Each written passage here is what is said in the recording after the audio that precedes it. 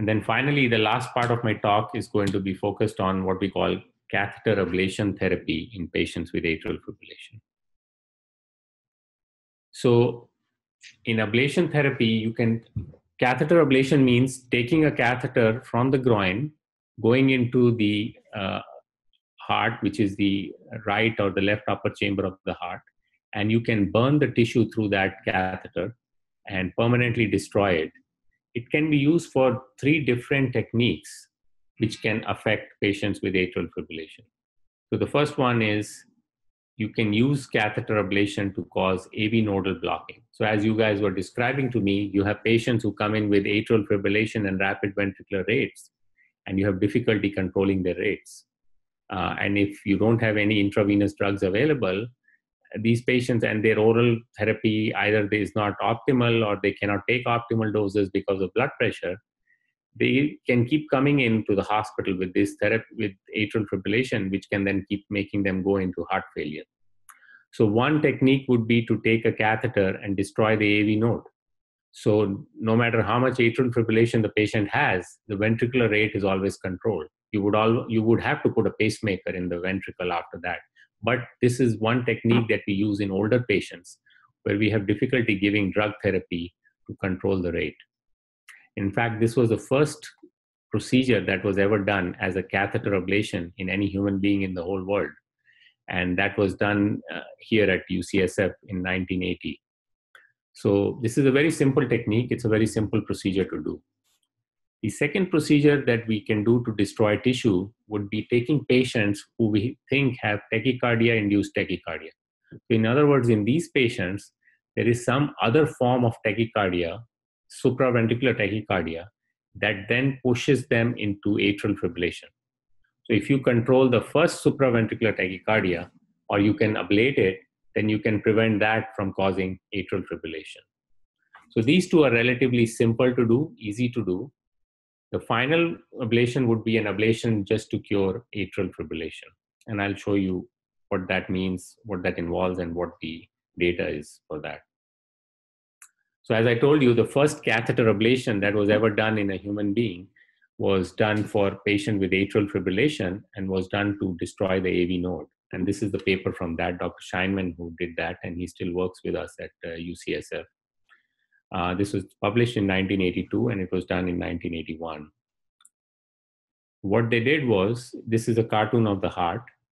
So this is showing you that they've taken a catheter from the groin through the femoral vein, gone through the IVC into this area called the AV node. AV node is the conducting tissue between the atrium and the ventricle, and you go and destroy the structure by burning it. So now, no matter how fast the atrium beats, the ventricle cannot beat fast. And most of the symptoms happen because this is beating fast. So then after that, you have to put a pacemaker.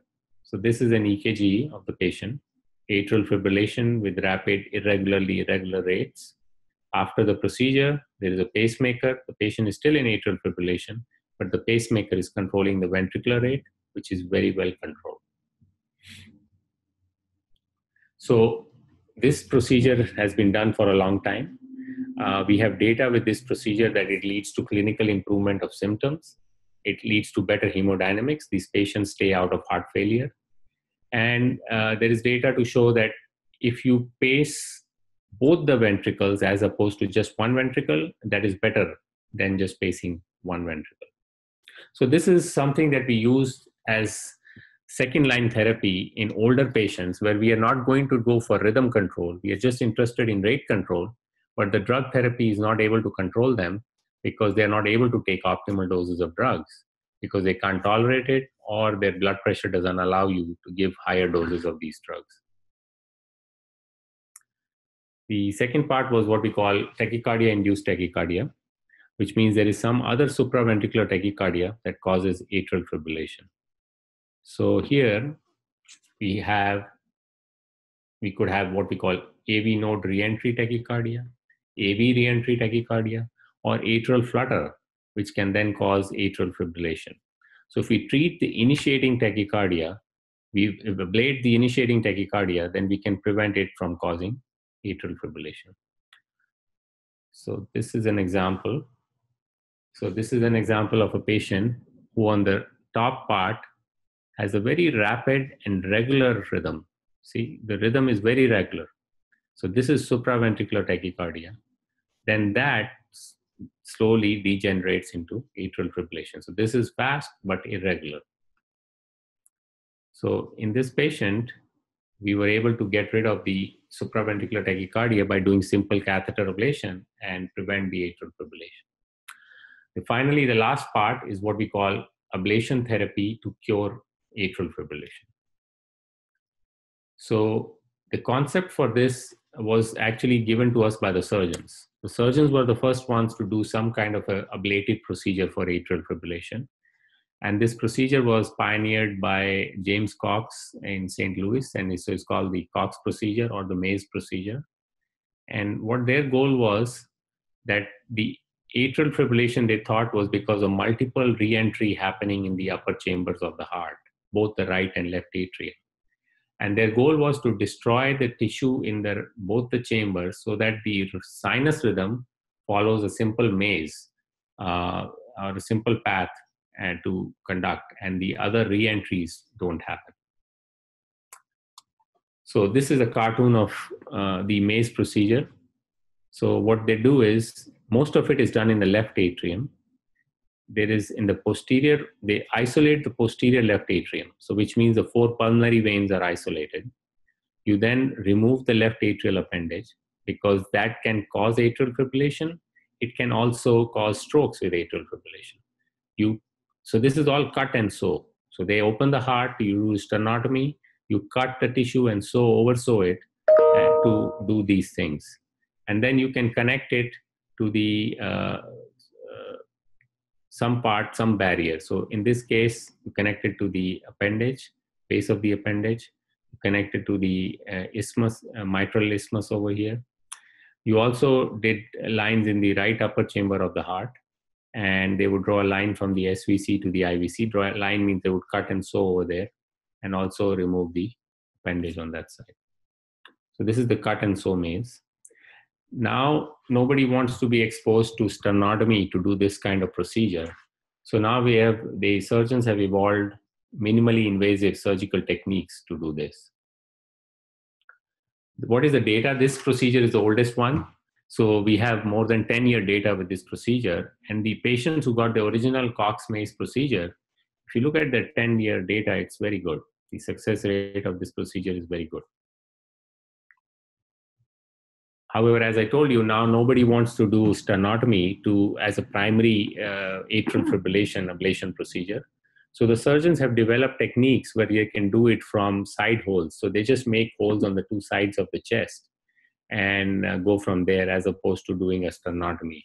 And this is a technique, they use a clip like this to go over the veins and do ablation procedure. Based on this, the catheter ablation procedure that are done by electrophysiologists were developed. And what we realized, the reason the surgeons were very successful was they were isolating the posterior left atrium, which I showed you here. And what they were doing is they were really isolating the 4 pulmonary veins. So these pulmonary veins have muscle sleeves on top of them. And that is what is caused firing and causing atrial fibrillation in most of these patients. And so that is what led to the development of catheter ablation techniques, which are done by us through the groin, just putting holes in the veins. And the idea is that these muscle sleeves from the pulmonary veins fire fast and cause atrial fibrillation. And so if you go and electrically isolate these veins, you can prevent atrial fibrillation in most of these patients.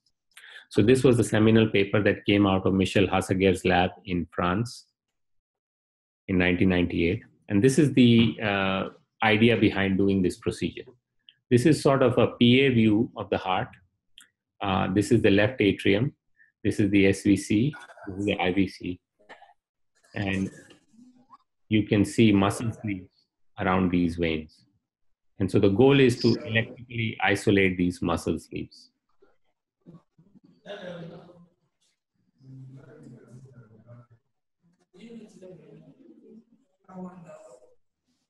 So this cartoon shows you how this is done. You sort of make a puncture between the right and left atrium. You take a circular map catheter that you put around the veins, and then you sort of burn around this to electrically isolate the veins. Okay? Um, this is just a simplistic version of how this is done. This technique has evolved through different iterations, and I'm not going to go through all of them. This is just more for technical purposes how we do this technique. But it's good enough to show that by doing this technique, you can achieve rhythm control in most of the patients with atrial fibrillation. So then the question becomes, who is an ideal candidate for this kind of procedure? And the ideal candidate for this kind of procedure would be somebody who has symptoms because of atrial fibrillation. That is the key word that you have to remember. The patients have to be symptomatic. If you see patients who have atrial fibrillation but they are not even aware of it, doing this procedure is not very useful for them. So they have to be symptomatic and they have to have failed one line of drug therapy. That is what the guidelines said. So you take these patients and you try them on one set of drugs. If they don't respond to that, then you can offer this kind of therapy to them. What we do use in this therapy is it does require some amount of equipment to do this procedure. You need an intracardiac ultrasound. You need a CT scan done on these patients. Because the CT scan is important, it gives you the anatomy of the left atrium, which is different in different patients, the location of the pulmonary veins. It also gives you the location of the esophagus. We have to be very careful. The esophagus is very close to the left atrium. If we are very aggressive, we can cause damage in the esophagus with this procedure. So you need CT scan, you need an ultrasound during the procedure, and then you need a three-dimensional mapping system. And so basically you go and draw, these red dots are all burned, which are done around the veins to electrically isolate them.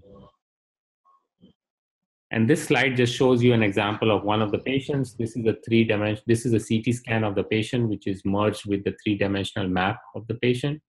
And this shows that this is the left upper vein, the left lower vein, right upper vein, the right lower vein. This is showing you that the patient is in atrial fibrillation. When ablation is being done here, it suddenly terminates and goes into sinus. So this is sort of the reason why this procedure is done, because by isolating these veins, you can lead to maintenance of sinus rhythm in these patients. When we start doing this procedure for everybody, we realize everybody doesn't have the same response rate. And one of the reasons for that is that atrial fibrillation might not be the same in everybody. So this is an MRI on 3 different patients with atrial fibrillation. In one patient, the MRI is normal. In the other patient, the MRI shows scar. This green thing is scar. And in this other patient, third patient, it shows severe scar. So the more scarring you see in the left upper chamber, the less chances that anything will be successful in keeping them in sinus rhythm, including drug therapy or catheter ablation. So this is important work that was done from Utah, where they showed that doing an MRI on these patients can allow you to select patients for the catheter ablation therapy. So in other words, a patient like this who has minimal scar will do very well with the procedure, whereas a patient who has severe scar is not going to do as well with procedure or even with drug therapy. So you might elect to just treat them with rate control therapy. This is the data. This slide shows you a data of all the trials, randomized trials comparing catheter ablation to drug therapy. And most of the follow-up is about 1 year, but you can see it is very impressive. The data is, you cannot have any better data than this. Look at the success rate with ablation, 66% versus drug therapy, 16%, 63% versus 13%. 90% versus 44%. So it's very clear that the catheter ablation therapy is much more effective than drug therapy. You just have to have the expertise of somebody to do it and the equipment to do this kind of procedure.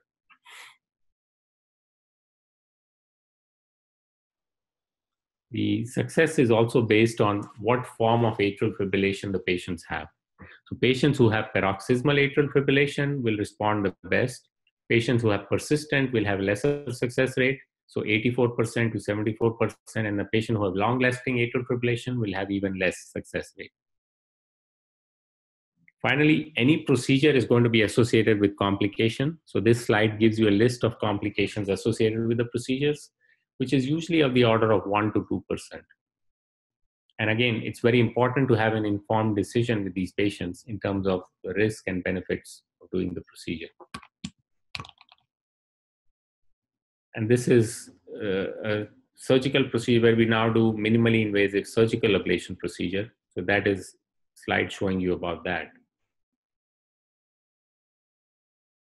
And then there are other techniques available to do these procedures, which is using balloon-based therapy, which again, I'm not going to go in the details. So what do we have to look forward in the future in terms of data coming back for patients with atrial fibrillation?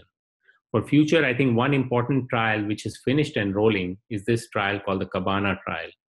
This was done through Mayo Clinic by Doug Packer, and it was NIH-sponsored trial. And this trial is going to answer a very important question. This was a randomized study comparing drug therapy to catheter ablation in patients with atrial fibrillation. So this is going to tell us whether catheter ablation therapy is really important for total mortality. If it is, then it could offer this as a first-line therapy as opposed to right now where it is a second-line therapy. And in this trial, they're looking at everything, not just total mortality, but also secondary endpoint of stroke, heart attack risk, and serious bleeding. So it's a useful trial. The follow-up will finish in another year or so, and you should look at data coming out from this trial in most of the meetings where they can give you some data about what will happen. So this will allow us to manage patients much better.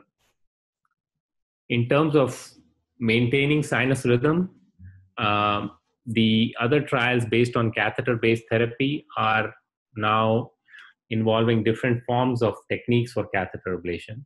And we are trying to do catheter-based procedure, which is similar to the Cox procedure. And so another trial that we are participating, which is also going to be useful, which we think in catheter ablation will be something to look forward to, is what we call the AMAZE trial, which again, you can go to their websites and look at it, both for Cabana and AMAZE. It is a randomized study of techniques of ablation, where one set of ablation is just catheter ablation. The second one is catheter ablation plus ligation of the left atrial appendage, to see if that will be more effective in maintaining sinus rhythm as well as stroke prevention in these patients. And then there are different other device therapies that are being looked at to remove the left atrial appendage in patients who cannot take drug therapy or don't want to take anticoagulant therapy. To me, I think these are the more important things, because the real big issue with atrial fibrillation is stroke prevention. So these are all things that are something to look forward to in the future.